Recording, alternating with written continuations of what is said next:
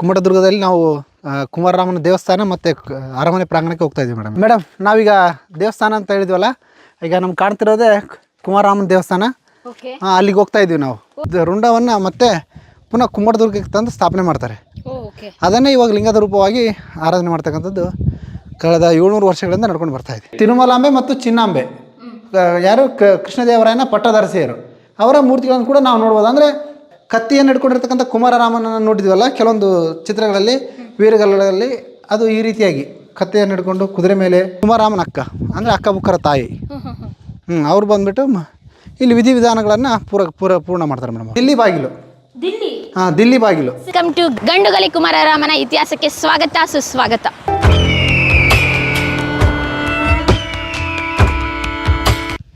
Sir ಶುಭೋದಯ.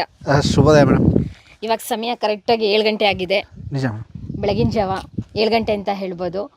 ನೀವು ನೋಡ್ತಾ ಇದ್ರಲ್ಲ, ಇಲ್ಲೆಲ್ಲ ಸುತ್ತ ನೀವು ನೋಡ್ತಾ ಇರೋದು ಕುಮಟದುರ್ಗ ಕೋಟೆಯಲ್ಲಿ ನಿಂತಿದ್ದೀವಿ. ನಾವಿವತ್ತು ಗಂಗಾವತಿಯಲ್ಲಿ 2ನೇ ದಿನ ಕುಮಾರರಾಮ ಅವ್ರದ್ದು ಚರಿತ್ರೆನ ಆಲ್ರೆಡಿ ಒಂದು 10 ಎಪಿಸೋಡ್ ಮಾಡಿದ್ದೀವಿ. ಇದು 2ನೇ ದಿನದಲ್ಲಿ ಕಂಟಿನ್ಯೂಸ್ ಆಗಿ ಸರಣಿ ಕಾರ್ಯಕ್ರಮ ಮುಂದುವರಿತಾ ಇದೆ. ಅದ್ರ ಜೊತೆಗೆ ನಾವು ಕುಮಟದುರ್ಗದಲ್ಲಿ ಇವಾಗ ಯಾವ ಪ್ಲೇಸಿಗೆ ಕರ್ಕೊಂಡು ಹೋಗ್ತಾ ಇದ್ದೀರಾ? ಕುಮಟದುರ್ಗದಲ್ಲಿ ನಾವು ಕುಮಾರರಾಮನ ದೇವಸ್ಥಾನ ಮತ್ತು ಅರಮನೆ ಪ್ರಾಂಗಣಕ್ಕೆ ಹೋಗ್ತಾ ಇದ್ದೀವಿ ಮೇಡಮ್ ಇವತ್ತು. ಹಾಗಾದರೆ ಕುಮಾರರಾಮ ಮತ್ತು ಕುಮಾರರಾಮ ರಾಜ ತಂದೆಯವರು ಇದ್ದಿದ್ದು ಅರಮನೆ ಎಲ್ಲನೂ ಇವತ್ತು ಚಿತ್ರೀಕರಣ ಮಾಡ್ತಾ ಇದ್ದೀವಿ. ವಾಸಸ್ಥಾನ ಅವರು ಏನು ಮುಖ್ಯವಾಗಿ ತಾವು ಕೇಂದ್ರ ಬಿಂದುವಾಗಿ ಇಟ್ಕೊಂಡು ಆಡಳಿತ ಮಾಡಿದ್ರು ಆ ಸ್ಥಳಕ್ಕೆ ಹೋಗ್ತಾ ಇದ್ದೀವಿ ಮೇಡಮ್. ಹಾಗೆ ಅಲ್ಲಿ ಕೂಡ ಸಾಕಷ್ಟು ವೈವಿಧ್ಯವಾಗಿರ್ತಕ್ಕಂಥ ಮತ್ತು ರೋಚಕ ಇತಿಹಾಸಗೊಂಡಿರ್ತಕ್ಕಂಥ ಕೆಲವೊಂದು ಸ್ಮಾರಕಗಳಿದೆ ಮೇಡಮ್, ಅದನ್ನು ನೋಡೋಣ. ಡಿಜಿಟಲ್ ಮಾಧ್ಯಮದ ವೀಕ್ಷಕರ ಎಲ್ರಿಗೂ ಕೂಡ ಕುಮಾರರಾಮ ಸ್ಟೋರೀಸ್ಗೆ ಸ್ವಾಗತ. ಮೇಡಮ್, ನಾವೀಗ ದೇವಸ್ಥಾನ ಅಂತ ಹೇಳಿದ್ವಲ್ಲ, ಈಗ ನಮ್ಗೆ ಕಾಣ್ತಿರೋದೇ ಕುಮಾರರಾಮನ ದೇವಸ್ಥಾನ. ಅಲ್ಲಿಗೆ ಹೋಗ್ತಾ ಇದ್ದೀವಿ ನಾವು. ನಿಜ ಮೇಡಮ್. ಅದು ಕನ್ನಡ ಧ್ವಜವನ್ನು ನಾವು ಕಳೆದ ಬಾರಿ ನವೆಂಬರ್ 1ಕ್ಕೆ ಧ್ವಜಾರೋಹಣ ಮಾಡಿದ್ವಿ. ನೋಡೋಣ ಬನ್ನಿ ದೇವಸ್ಥಾನವನ್ನು, ಅಲ್ಲಿರ್ತಕ್ಕಂಥ ವಿಶೇಷತೆಯನ್ನು, ಉಬ್ಬು ಶಿಲ್ಪಗಳ ಬಗ್ಗೆ ಒಟ್ಟಾರೆ ಎಲ್ಲದನ್ನು ಹೇಳ್ತೀನಿ ಬನ್ನಿ ಮೇಡಮ್. ಅದ್ರ ಜೊತೆಗೆ ಕಲ್ಲಿನ ಕೋಟೆ. ಕಲ್ಲಿನ ಕೋಟೆ, ಕುಮಟದುರ್ಗದ ಕುಮಾರರಾಮರ ಕಲ್ಲಿನ ಕೋಟೆ ಅಂತ ಹೇಳ್ಬೋದು. ಇದು ಬೆಟ್ಟ ಇಳಿಜಾರು ಇರ್ತಕ್ಕಂಥ ಬೆಟ್ಟ. ಅಂದರೆ ಆಯಕಟ್ಟಿನ ಪ್ರದೇಶ, ಅಂದರೆ ಮೂಲದಲ್ಲೇ ಯಾರಿಗೂ ಸುಲಭವಾಗಿ ಹತ್ತಕ್ಕೆ ಸಾಧ್ಯ ಆಗಬಾರ್ದು. ದೇವಸ್ಥಾನಕ್ಕೆ ಪ್ರವೇಶ ಪಡೆಯೋಣ. ಅಂತೂ ನಾವು ಪ್ರಯಾಸದಿಂದ ಬೆಟ್ಟವನ್ನು ಹತ್ತಿ ದೇವಸ್ಥಾನಕ್ಕೆ ಬಂದಿದ್ದೀವಿ. ಭಾಳಷ್ಟು ಪ್ರಾಮುಖ್ಯತೆ ಯಾಕೆಂತ ಪಡುತ್ತೆ ಅಂದರೆ, ಕುಮಾರರಾಮನ ಸಮಾಧಿಯನ್ನು ಇಲ್ಲೇ ಮಾಡಿದರು. ಕುಮಾರರಾಮನ ಅಕ್ಕ ಆಗಿರ್ತಕ್ಕಂಥ ಮಾರಮ್ಮ ಯಾರಂದರೆ ಅಕ್ಕ ಬುಕ್ಕರ ತಾಯಿ. ಕುಮಾರರಾಮ ನಿಧನ ಹೊಂದಿದ ನಂತರ ಆತನ ಏನು 3 ದಿನದ ಕಾರ್ಯಗಳನ್ನು ಮಾಡ್ತಾಳೆ. ಅದು ಸಂಪೂರ್ಣವಾಗಿ ಇಲ್ಲೇ ಕುಮಟದುರ್ಗ ಇದೇ ದೇವಸ್ಥಾನದ ಸುತ್ತಮುತ್ತನೇ ಅದೆಲ್ಲ ಆಗುತ್ತೆ ಮೇಡಮ್. ಸಮಾಧಿ ಕೂಡ ಇಲ್ಲೇ ಇದೆ. ನಿಜ ಮೇಡಮ್. ಈಗ ಹೆಂಗಂದರೆ ಸತ್ತವ್ರನ್ನ ಕೂಡ ನಾವು ಆರಾಧನೆ ಮಾಡ್ತಕ್ಕಂಥದ್ದು ಇದೆಯಲ್ಲ, ಹಾಗೆ ಇಲ್ಲೂ ಕೂಡ ಕುಮಾರರಾಮನ ರುಂಡವನ್ನು ಪ್ರತಿಷ್ಠಾಪಿಸಿದ ನಂತರ ಆತನ ದೇಹವನ್ನು ಕೂಡ ಇಲ್ಲೇ ಮಣ್ಣು ಮಾಡಿದರು. ಅಂದರೆ ಸಂಪೂರ್ಣವಾಗಿ ಸಮಾಧಿಯ ಅವಶೇಷಗಳು ಇಲ್ಲೇ ಇದೆ ಮೇಡಮ್ ಕುಮಾರರಾಮ. ಹಾಗಾಗಿ ಅದ್ರದ್ದೆಲ್ಲ ಸಂಪೂರ್ಣ ಜವಾಬ್ದಾರಿನ ಅವರ ಸಹೋದರಿ ಅಕ್ಕ ಅವರ ತಾಯಿ ತಗೊಂಡು ಮೇಡಮ್ ಎಲ್ಲಾನು ವಿಧಿವಿಧಾನಗಳನ್ನ ಸಂಪೂರ್ಣವಾಗಿ ಮಾಡಿ ನೆರವೇರಿಸ್ತಾರೆ ಮೇಡಮ್. ಅದ್ರ ಜೊತೆಗೆ ವೀರಗಲ್ಲನ್ನು ಕೂಡ ಹಾಕ್ತಾರೆ ಮೇಡಮ್. ಕುಮಾರರಾಮರ ನೆನಪಲ್ಲಿ ವೀರಗಲ್ಲನ್ನು ಮಾಡ್ತಾರೆ, ಮತ್ತೆ ದೇವಸ್ಥಾನ ಕಟ್ತಾರೆ. ನಿಜ ಮೇಡಮ್. ಹಾಗಾದ್ರೆ ಇದನ್ನ ಸಮಾಧಿನೇ ಇವಾಗ ದೇವಸ್ಥಾನವಾಗಿ ರೂಪುಗೊಂಡಿದೆ. ಯಾಕೆಂದ್ರೆ ಅವರು ಸಾಮಾನ್ಯ ಸಾವನ್ನೊಪ್ಪಿಲ್ಲ, ವೀರ ಮರಣ ಹೊಂದಿದ್ದು. ನಿಜ ಮೇಡಮ್. ಅದು ಅವತ್ತಿಗೆ ವೀರ ಒಬ್ಬ ಸತ್ನಂದ್ರೆ ಅದಕ್ಕೆ ಅದರದ್ದೇ ಆದ ಮಹತ್ವ ಮತ್ತು ಅದನ್ನು ನೋಡ್ತಕ್ಕಂಥ ಜನರಲ್ಲಿ ಒಂದು ಆ ದೈವ ಭಾವನೆ ಬೇರೆ ರೀತಿಯಾಗಿರ್ತಿತ್ತು. ಹಂಗಾಗಿಬಿಟ್ಟು ಅವ್ರನ್ನ ತಂದು ಸ್ಥಾಪನೆ ಮಾಡಿ ಇವತ್ತಿಗೂ ಕೂಡ ಜಾತ್ರೆ ಮತ್ತು ಪುಣ್ಯತಿಥಿ ದಿನನೇ ಜಾತ್ರೆ ನಡೀತಾ ಇದೆ ಮೇಡಮ್. ಓಕೆ ವೀಕ್ಷಕರೇ, ಇವಾಗ ನಾವು ಕರ್ಕೊಂಡು ಹೋಗ್ತಿರೋ ಸ್ಥಳ ಗಂಡುಗಲಿ ಕುಮಾರರಾಮ ಅವರ ಸಮಾಧಿ ಇವಾಗ ದೇವಸ್ಥಾನವಾಗಿ ರೂಪುಗೊಂಡಿದೆ. ಇಲ್ಲಿ ಜಾತ್ರೆ ಆಗುತ್ತೆ. ಅದ್ರ ಜೊತೆಗೆ ಸ್ಥಳೀಯರು ಕೂಡ ದಿನನಿತ್ಯ ಪೂಜೆ ಮಾಡ್ತಾರೆ. ಕುಮಾರರಾಮ ಸಂಬಂಧಪಟ್ಟಿದ್ದಂತೆ ವೀರಗಲ್ಲು ಕೂಡ ಇದೆ. ಅದನ್ನು ಇವತ್ತಿನ ವಿಡಿಯೋದಲ್ಲಿ ತೋರಿಸ್ತೀನಿ. ಸ್ಕಿಪ್ ಮಾಡ್ದಲೇ ಎಂಡ್ವರೆಗೂ ವಿಡಿಯೋನ ನೋಡಿ. ಅಳಿದ ನಂತರ ಆತನ ರುಂಡವನ್ನು, ಅಂದರೆ ನಾವು ಏನು ರುಂಡವನ್ನು ಕಡಿದ್ರು ಅಂತ ಹೇಳ್ತೀವಿ, ಅದನ್ನು ತಂದು ಮತ್ತೆ ಅದನ್ನು ಕನ್ಫರ್ಮ್ ಕುಮಾರರಾಮ ಸತ್ತಿದಾನ ಅಂತ ಹೇಳ್ಕೊಳ್ಳೋದಕ್ಕೆ ದೆಹಲಿಗೆ ತಗೊಂಡು ಹೋಗ್ತಾರಂತೆ. ರುಂಡನ ದೆಹಲಿ ಸುಲ್ತಾನಿಗೆ ತೋರಿಸ್ತಾರಂತೆ. ಅಂತೂ ನಾವು ಕುಮಾರರಾಮನ ಕೊಂದ್ವಿ ಅನ್ನೋ ರೀತಿ. ಆದರೂ ಕೂಡ ಅವನಿಗೂ ಕೂಡ ಡೌಟ್ ಇರುತ್ತೆ, ಹೌದಾ ಅಲ್ಲ ಅಂತ. ಯಾರಿಗೆ? ಸುಲ್ತಾನಿಗೆ. ಅಲ್ಲಿ ಕನ್ಫರ್ಮ್ ಆದಮೇಲೆ ಆ ರುಂಡವನ್ನು ಮತ್ತೆ ಪುನಃ ಕುಮಟದುರ್ಗಕ್ಕೆ ತಂದು ಸ್ಥಾಪನೆ ಮಾಡ್ತಾರೆ. ಅದನ್ನೇ ಇವಾಗ ಲಿಂಗದ ರೂಪವಾಗಿ ಆರಾಧನೆ ಮಾಡ್ತಕ್ಕಂಥದ್ದು ಕಳೆದ 700 ವರ್ಷಗಳಿಂದ ನಡ್ಕೊಂಡು ಬರ್ತಾ ಇದೆ. ಯಾರು ಸರಿ ಸ್ಥಾಪನೆ ಮಾಡಿದ್ದು? ಇಲ್ಲಿರ್ತಕ್ಕಂಥವ್ರೆ ಅಲ್ಲಿಂದ ಡೆಲ್ಲಿಯಿಂದ ಚಿನ್ನದ ಅರಿವಾಣದ ತಟ್ಟೆಯಲ್ಲಿ ಇಟ್ಕೊಂಡು ಬಂದು ಕುಮಾರರಾಮನ ಇಲ್ಲಿ ಬಂದು ಸ್ಥಾಪನೆ ಮಾಡ್ತಾರೆ ಮೇಡಮ್. ಈಗ ಅದೇ ಮಾರಮ್ಮ ಬಂದುಬಿಟ್ಟು ವೀರಗಲ್ಲನ್ನು ಹಾಕ್ಸ್ಬಿಟ್ಟು ಇನ್ನು 3 ದಿನದ ನಮ್ಮ ಹಿಂದೂ ಸಂಪ್ರದಾಯದ ಏನು ಕಾರ್ಯಗಳಿದೆ ಅವೆಲ್ಲ ಮಾಡ್ತಾರೆ ಮೇಡಮ್. ಮಾರಮ್ಮ ಯಾರು? ಅದೇ ಕುಮಾರರಾಮನ ಅಕ್ಕ, ಅಂದರೆ ಅಕ್ಕ ಬುಕ್ಕರ ತಾಯಿ. ಅವ್ರು ಬಂದುಬಿಟ್ಟು ಇಲ್ಲಿ ವಿಧಿವಿಧಾನಗಳನ್ನು ಪೂರ್ಣ ಮಾಡ್ತಾರೆ ಮೇಡಮ್ ಅವರು. ಅಕ್ಕನೇ ಎಲ್ಲ ನೋಡ್ಕೊಳ್ಳೋದು ನಿಜ ಮೇಡಮ್, ವಿಧಾನಗಳೆಲ್ಲ. ನಿಜ ಮೇಡಮ್. ಓಕೆ, ಎಲ್ಲಿದೆ ಸರ್ ಅದು ವೀರಗಲ್ಲು? ಬನ್ನಿ ಮೇಡಮ್, ದೇವಸ್ಥಾನದಲ್ಲಿ.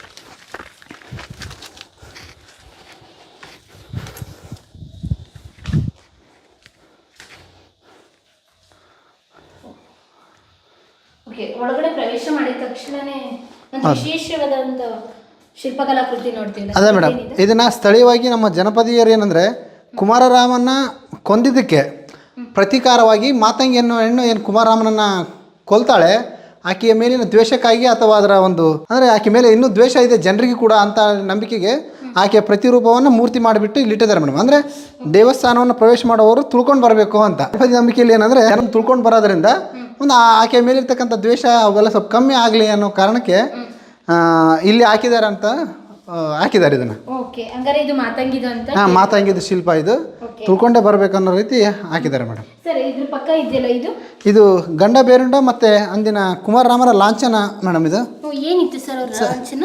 ಈಗ ಇದು ನಮಗೀಗ ಕಾಣಿಸ್ತಿದಲ್ಲ ಮೇಡಮ್, ಇದು ಗಂಡ ಬೇರುಂಡ. ಆಮೇಲೆ ಇಲ್ಲಿ ಧ್ವಜ ಇದೆ, ಇದು ಸೂರ್ಯನ ಪ್ರತಿರೂಪವಾಗಿ ಒಂದು ರೌಂಡನ್ನು ಇದು ಮಾಡಿದ್ದಾರೆ. ಹಾಗಾಗಿ ಇಲ್ಲ ಒಂದಿಷ್ಟು ಸ್ವಲ್ಪ ಅಸ್ಪಷ್ಟ ಅನಿಸುತ್ತೆ. ಓಕೆ, ಧ್ವಜದಲ್ಲಿ ಏನು ಸಿಂಬಲ್ ಇತ್ತು? ಅದು ಇದೆ, ಬಹುಶಃ ಗಂಡ ಬೇರುಂಡನೇ ಇರ್ಬೋದು.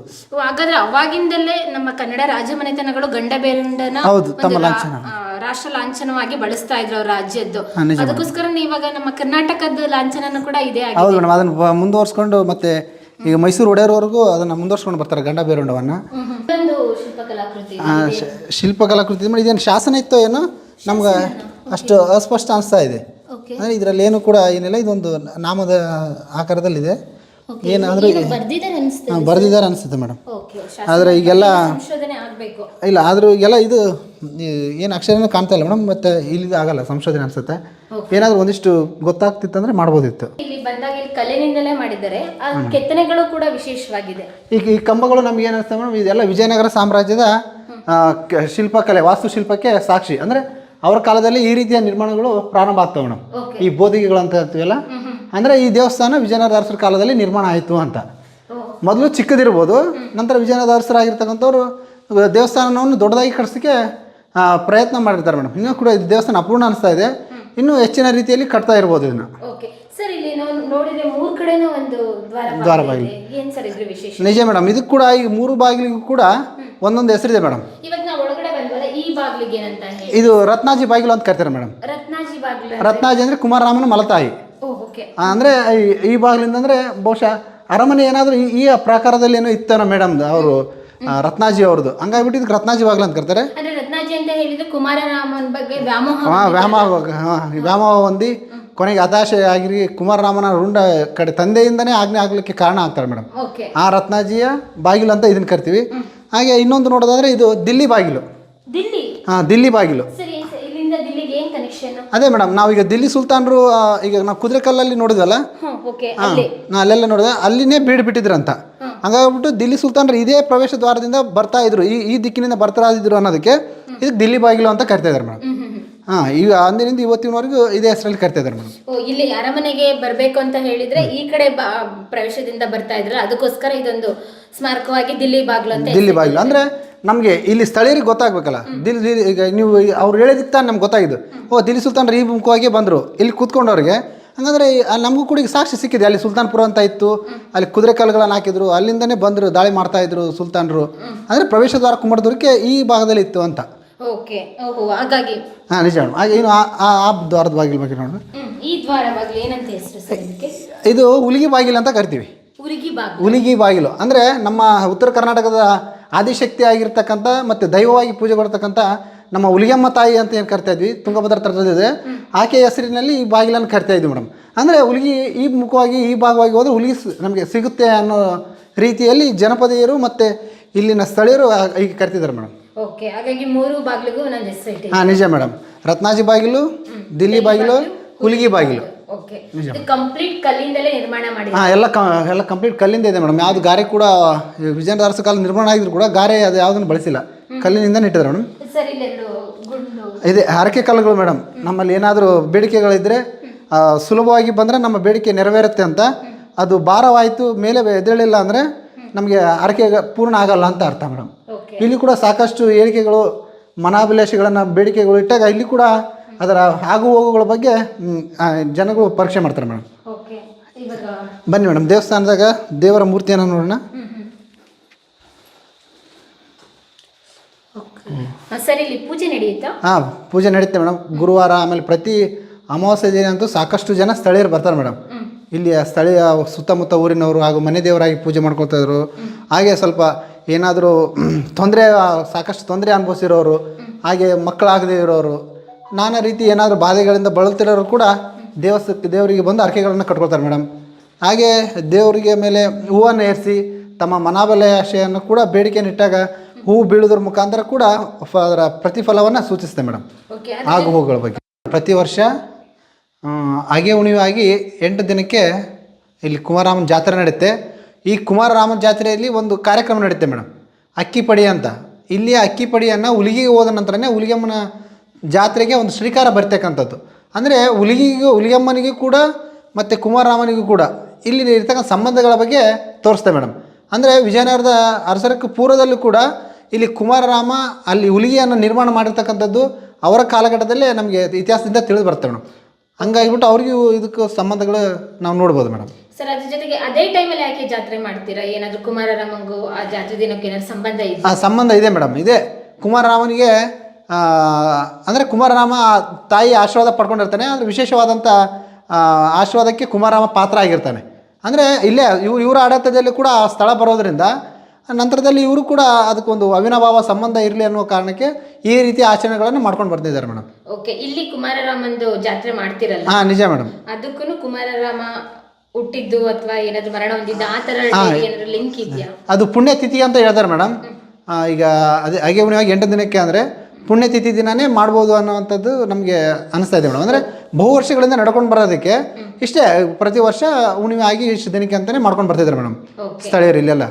ಅದ್ರ ಜೊತೆಗೆ ಇಲ್ಲಿ ಕಲ್ಲಿನಲ್ಲಿ ಕೆತ್ತನೆ ಮಾಡಿದ್ರಲ್ಲ, ಕೆಲವೊಂದು ವಿಶೇಷತೆ ಇದೆ ಸರ್? ನಿಜ ಮೇಡಮ್, ಖಂಡಿತವಾಗಿ ಕುಮಾರರಾಮನ ಜೀವನಕ್ಕೆ ಸಂಬಂಧಿಸಿದಂತೆ ಮತ್ತು ಆತನಲ್ಲಿ ನಡೆದಂಥ ಘಟನೆಗಳ ಬಗ್ಗೆ ಕೂಡ ನಮಗೆ ಈ ಶಿಲ್ಪಕಲೆಯಲ್ಲಿ ನಿರ್ಮಾಣ ಮಾಡಿದ್ರು ಮೇಡಮ್.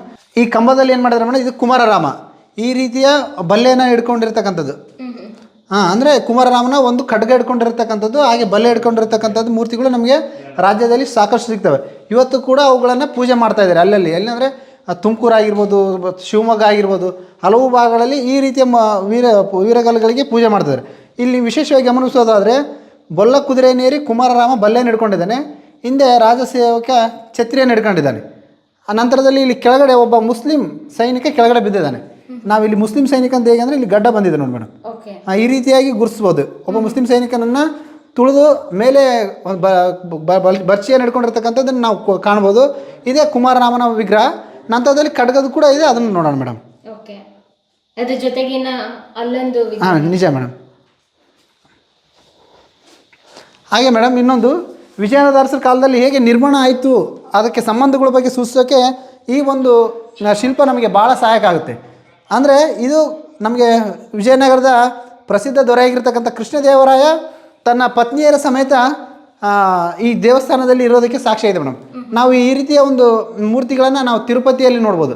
ತಿರುಪತಿಯ ಪ್ರವೇಶ ದ್ವಾರದಲ್ಲಿ ಕಂಚಿನ ಮೂರ್ತಿಗಳೇನು ಮಾಡಿದ್ರೆ ಅವು ಕೂಡ ಇದೇ ರೀತಿಯಾಗಿದೆ. ತಿರುಮಲಾಂಬೆ ಮತ್ತು ಚಿನ್ನಾಂಬೆ, ಯಾರು ಕೃಷ್ಣದೇವರಾಯನ ಪಟ್ಟದರಸಿಯರು, ಅವರ ಮೂರ್ತಿಗಳನ್ನು ಕೂಡ ನಾವು ನೋಡ್ಬೋದು. ಅಂದರೆ ಕೃಷ್ಣದೇವರಾಯರ ಕಾಲದಲ್ಲಿ ಕೂಡ ಕುಮಾರರಾಮನಿಗೆ ಸಾಕಷ್ಟು ಪ್ರಾಶಸ್ತ್ಯವನ್ನು ಕೊಟ್ಟಿದ್ದರು ಅನ್ನೋದಕ್ಕೆ ಸಾಕ್ಷಿ ಆಗುತ್ತೆ ಮೇಡಮ್. ಹಾಗೆ ಹೊಸಮಲೆ ದುರ್ಗದಲ್ಲಿ ಹೇಳಿದೆಲ್ಲ ಶಾಸನ ಕೂಡ ಕೃಷ್ಣದೇವರಾಯರೇ ದಾನದತ್ತಿ ಕೊಟ್ಟಿರ್ತಕ್ಕಂಥ ಶಾಸನವನ್ನು ಕೂಡ ಹಾಕಿದ್ದಾರೆ ಮೇಡಮ್. ಆ ಚಿತ್ರಗಳನ್ನು ಗಮನಿಸಿದಾಗ ಇವೆಲ್ಲವೂ ಕೂಡ ಎಲ್ಲೋ ಒಂದು ಕಡೆಗೆ ನಮಗೆ ಅಂಬಾರಿಯ ನೆನಪನ್ನು ತರ್ತಕ್ಕಂಥದ್ದು, ಹಾಗೆ ಸಿಂಹಾಸನವನ್ನು ನೆನಪಿಗೆ ತರ್ತಕ್ಕಂಥದ್ದು ಕೂಡ ಆಗುತ್ತೆ. ಅಂದರೆ ಕುಮ್ಮಟದುರ್ಗದಲ್ಲಿ ಕೂಡ ರತ್ನಖಚಿತ ಸಿಂಹಾಸನ ಇತ್ತು ಅನ್ನುವಂಥದ್ದು ಮಾಹಿತಿ ನಮಗೆ ತಿಳಿದು ಬರ್ತವೆ ಮೇಡಮ್ ಇತಿಹಾಸದಿಂದ. ಯಾಕಂದರೆ ದಸರಾ ಪ್ರಾರಂಭ ಮಾಡ್ತಾರೆ. ದಸರಾ ಪ್ರಾರಂಭದ ನಂತರ ಅವರುಗಳು ಈ ರೀತಿಯ ಒಂದಿಷ್ಟು ಅಂಬಾರಿಯನ್ನು ಮತ್ತು ಸಿಂಹಾಸನವನ್ನು ಕೂಡ ಅವರು ಬಳಕೆ ಮಾಡ್ಕೊಳ್ತಿದ್ರು ಅನ್ನೋದಕ್ಕೆ ಇವುಗಳು ಈ ಚಿತ್ರಗಳೆರಡು ಸಾಕ್ಷಿ ಆಗ್ತವೆ ಮೇಡಮ್. ಹಾಗಾದರೆ ಫಸ್ಟು ಕುಮ್ಮಟದುರ್ಗದಲ್ಲೇ ಅಂಬಾರಿ ಮತ್ತು ರತ್ನಖಚಿತ ಸಿಂಹಾಸನ ಕೂಡ ಇಲ್ಲಿದೆ ಅಂತಂದ್ಬಿಟ್ಟು ನಮಗೆ ಸಾಕಷ್ಟು ಇತಿಹಾಸಕಾರರು ತಿಳಿಸಿದ್ದಾರೆ ಮೇಡಮ್. ನಿಜ ಮೇಡಮ್. ಮೊದಲು ಅಂಬಾರಿ ಬಂದುಬಿಟ್ಟು ದೇವರಾಯ ಅಂದರೆ ನಮ್ಗೆ ದೇವಗಿರಿಯ ಯಾದವರು ಅಂತ ಹೇಳಿದ್ವಲ್ಲ, ಅವ್ರ ಹತ್ರ ಇರ್ತಕ್ಕಂಥ ಅಂಬಾರಿಯನ್ನು ಮುಮ್ಮಡಿ ಸಿಂಗ ನಾಯಕರು ತೊಗೊಂಡು ಬರ್ತಾರೆ. ನಮಸ್ಕಾರ ಕನ್ನಡಿಗರೇ, ನಮ್ಮ ಪರಿಶ್ರಮದ ಮೂಲಕ ವಿಡಿಯೋವನ್ನು ಚಿತ್ರೀಕರಣ ಮಾಡಿ ನಮ್ಮ ಚಾನಲ್ ಅಲ್ಲಿ ಪ್ರಸಾರ ಮಾಡ್ತಾ ಇದ್ವಿ. ಈ ನಮ್ಮ ಸಣ್ಣ ಪ್ರಯತ್ನ ನಿಮ್ಗೆ ಇಷ್ಟ ಆದ್ರೆ ನಮ್ಮ ಚಾನೆಲ್ನ ಖಂಡಿತ ಸಬ್ಸ್ಕ್ರೈಬ್ ಮಾಡಿ, ನಮ್ಮೊಂದಿಗೆ ನೀವು ಕೈ ಜೋಡಿಸಿ ನಿಮ್ಮ ಕೈಲಾದಷ್ಟು ಸಹಾಯ ಮಾಡಿ, ಪ್ರೀತಿಯಿಂದ ಅರಸಿ.